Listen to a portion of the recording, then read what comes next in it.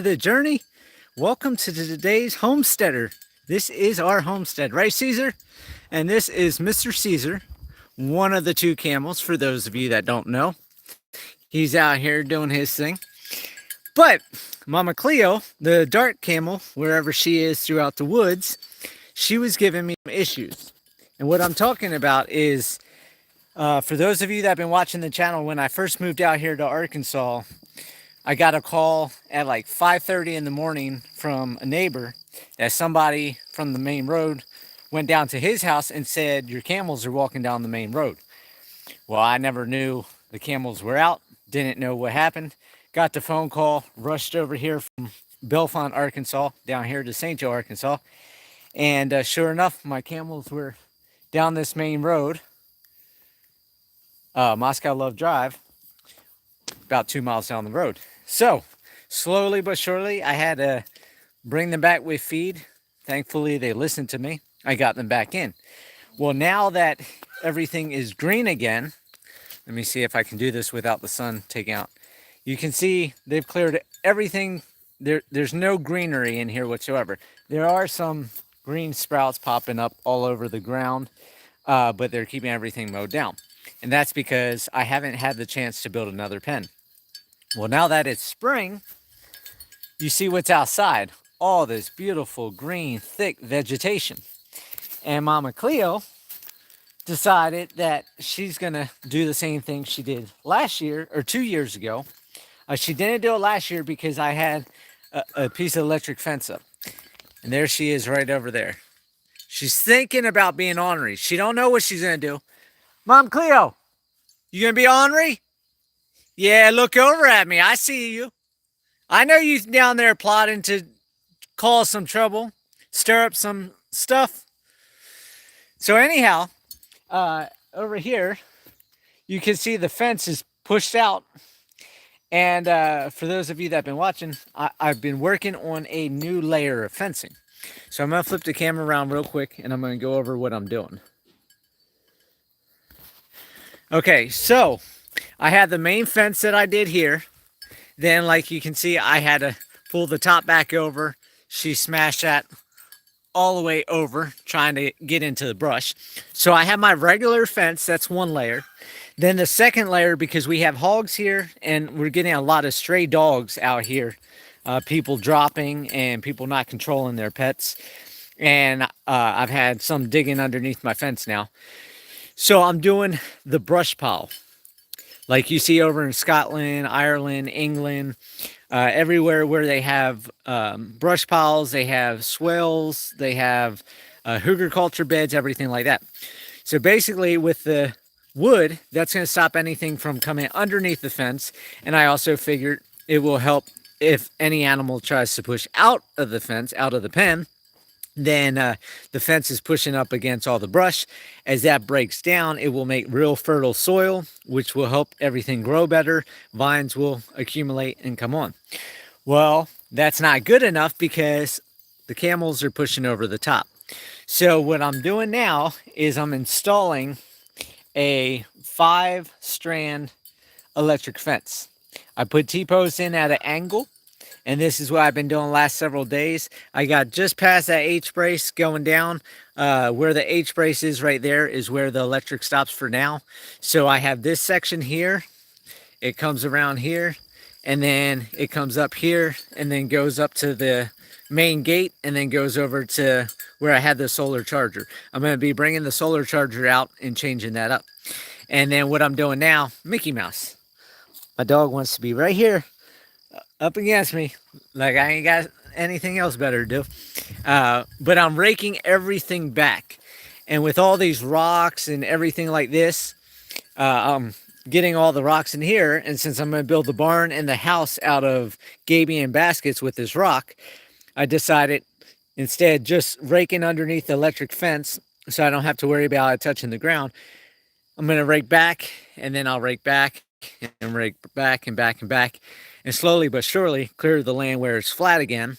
And then as rocks pop up from the animals, then I can go ahead and pick those up. But then that's getting a bunch of rock out of here. And that's giving all of this a chance to grow. everything is popping up, but with all the rocks and everything, it's hampering that. You can see it's great outside, so slowly but surely that will grow through the fence and grow in. When I get the next pen built for the animals this winter, then all the animals will be moved to the next pen. They won't be in here. So then that will give this pen a year to grow up and establish, and then the animals will get rotated back over and then get another pen built, so on and so forth. And Max is getting close to getting his nose zapped again. So if you hear a, oh, it's going to be Bugs. Right, Bugs? Yeah, you're going to put your nose on that fence again. So for those of you that have big animals, cows, camels, horses, stuff like that, if you want a stronger fence system, not just to keep your animals in, but to keep stray dogs out, coyotes out, wolves out, bears out, whatever, I recommend you do the hugelkultur bed. Like I said, that's going to produce good soil along the base of your fence line.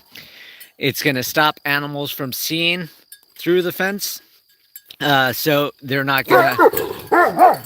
Yeah, you just got zapped, Chubbs. That's what the fence does. I told you stay off that fence. It's on. So the fence works. But with the brush pile, the animals can't see through. So for those of you that don't have horses, cows, and stuff like that, when they see green vegetation over here, they want to push through to get to the green vegetation on the other side. And if you don't keep the outside mowed, they're going to damage your fence. So the brush pile not only keeps animals from seeing that you have what's on the outside, it helps prevent predators from the outside coming in. It's going to fertilize the ground. It acts as a giant windbreak. And when the hey, stop. And when the sun's up over this way, it casts shade here for the animals. And then that way the animals have an area to lay down in. Mickey Mouse, go. Second, the electric fence, like I said with the camels, that's going to keep camels and stuff like that from putting their head over the fence and pushing your fence over. And it also preserves the money you invested in the fence from being damaged. So this is just an idea of what I've done. And people are coming through, moving trucks, or no, campers. It's a holiday season, so everybody's out here camping, going out to the river. But we're just out here doing our thing. The dogs chase everybody except Minnie Mouse. Minnie Mouse she's a lazy bum dog. But you can see I got all the poles going down there, goes down, then I'm working my way down that way. And just gives you guys an idea of something you might want to consider, because I know my fence cost a lot of money, and for the camels just to keep pressing it over and damaging it, it's going to get costly. So the electric fence will save you a lot of money, a lot of headache. If the electric fence goes down, for those of you that are thinking, hey Andreas, how you doing? Hey, happy camper.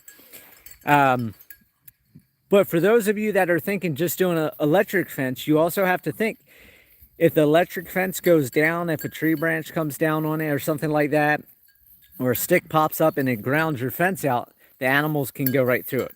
So you don't just want to do electric fence. I know I see a lot of people on YouTube just doing electric fences, and that's all good and well, but if the electric doesn't work and the animals test it and they know it doesn't work, then the animals will just push right through the fence and go on. So that's one reason why I'm doing a hardwire fence, then the electric fence, and then like I said, I'm doing the brush pile on the outside. So not only with the brush pile, it's helping me out by giving everything I've talked about, but all the trees and stuff that I'm clearing, instead everybody here in Arkansas, they burn their wood piles and get rid of everything. It just gives them a little zap, happy camper. I mean, it's just like when you get zapped. There's electric games and stuff like that that you can get zapped on. What do you think? Caesar wanted me to turn the camera around. He wants everybody to see him. He wants to be on camera because he's a good man, right? Big old camel love. It's always Wednesday around here because it's always hump day. But everybody here in Arkansas, they cut all their branches. dead trees and stuff like that, and they burn it. Well, when you burn it, ash is good for the ground, but it's over and gone super fast. Where these brush piles, they're going to take decades to break down into good compost, good soil. And over those decades, it's constantly giving nitrogen and different minerals and nutrients into the ground. This is a boy, Happy Camper, and this is Caesar. My female is back over that way. That's Cleopatra over there. So not only are all these trees going to lose branches in storms and things like that, then I go ahead and stack the branches along the fence. So because I have 120 acres of woods here, minus the 30 acres to the Homesteader family that's doing the rent to own, and the 5.5 acres to my buddy Steve in the back, I've got tons of wood, tons of branches, and like I said, security is the #1 thing. And I can't tell you how many times in the last couple of weeks, I haven't talked about it on the Sunday Monday vlog because I keep forgetting to do it. But I came down the one day. Hey, we're not pushing against me. I came down the one day and there was 5 dogs, no collars, just running down the road. And because these guys, Mickey Mouse and everybody else, are house dogs for me, they're not out here just by themselves, I don't have that line of protection. However, the camels, Miracle the llama, the donkeys, they're all territory animals and livestock protection animals. So I do have livestock protection animals here, along with like Brutus and stuff like that. He'll chase the dogs, even though the dog's been here multiple times, because they take care of each other. Let's see. Yes, camels spit, but mine don't. And I don't have no baby camels. Caesar is too small to breed Cleopatra. I need a bigger bull. And he wants to get testy right now and try to be all pushy. So no baby camels. I want baby camels. It's not happening. I do have baby zebu. I'll go over here. I'll show you guys the baby zebu. And for those of you asking about Mr. Limper, the one with the bad front legs, he's still doing good, doing his thing. And then there's the little baby. So everybody's just doing their thing. Everybody's out about. Goats are tired. Got Jackson over there eating on a salt block. What do you think, old Red? You want to be on camera, old Red? Yeah? You being grumpy, old Red? What are you being grumpy for? Huh? What are you being grumpy for, old Red? What do you want, little bug? Yes, Mickey Mouse, you're on camera too. But I just want to give you guys an idea of how to protect your fences, secure your fences, and an idea of what I'm doing, since I'm not doing the Sunday Monday vlogs here at the homestead with the snowball stand going. And I will do another Sunday Monday vlog on Sunday at 8 o'clock Central Time. But just want to give you guys a little bit of what I'm doing. And then there goes the horses walking down that way. And then I'm not sure where Stubbs the Zorse and the donkeys are. They're somewhere across this property. But everybody's finishing up dinner. And I'm going to get back to fencing before it gets dark. So I hope everybody has a great day.